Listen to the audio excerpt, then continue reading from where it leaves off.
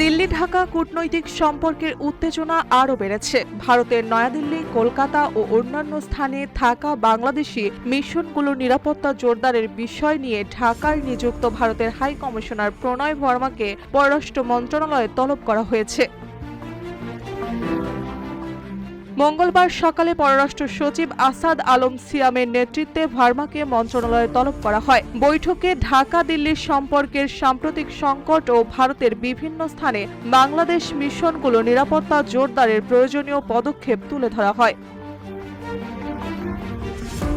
Cube হোল্ডিংসের গল্পে সেই রেখাটি আঁকা হয়েছিল আজ থেকে 1 যুগ আগে। নকশাই আমাদের ভাষা। Cube holdings limited. কূটনৈতিক সূত্র জানায়, তলবের পেছনে মূল কারণ হল দিল্লিতে বাংলাদেশ হাই কমিশনের সামনে বিক্ষোভ এবং পশ্চিমবঙ্গের শিলিগুড়িতে বাংলাদেশের ভিসা কেন্দ্র ঘেরাও সহ নিরাপত্তা পরিস্থিতি। এই পরিস্থিতি বাংলাদেশের পক্ষ থেকে উদ্বেগের বিষয় হিসেবে দেখা হচ্ছে। পররাষ্ট্র মন্ত্রণালয় হাই কমিশনার প্রণয় ভার্মাকে জানিয়েছে, বাংলাদেশের মিশনে নিরাপত্তা নিশ্চিত করা ভারত সরকারের দায়িত্ব।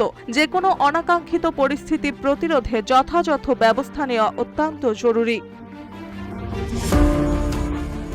বিশ্লেষকরা বলছেন, এই তলব শুধু নিরাপত্তার বিষয় নয়, বরং ঢাকা দিল্লি সম্পর্কের সংবেদনশীলতারও প্রতিফলন। দুই দেশের মধ্যে সাম্প্রতিক উত্তেজনার প্রেক্ষাপটে ভবিষ্যতে আরও কার্যকর সমন্বয় ও নিরাপত্তা ব্যবস্থার ওপর জোর দেওয়া হবে। মার্জিয়া মৌ, রূপালী বাংলাদেশ।